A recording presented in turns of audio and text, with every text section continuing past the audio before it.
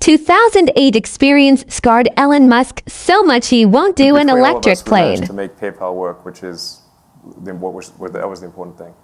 But back to the abyss and the broken glass. I mean, do you only enjoy this if you're just the odds are failure? No. No, I'm liking life more and more actually. As there's less staring into the abyss and less glass chewing, I'm finding that to be a good thing. I hope never to return to the experiences I had in 2008 and 2009.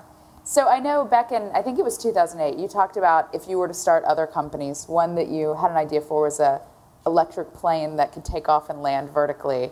Yeah. Does that seem, are you now like, fuck no, I am not starting another company? Or are you still thinking that? Yes, that's how I feel.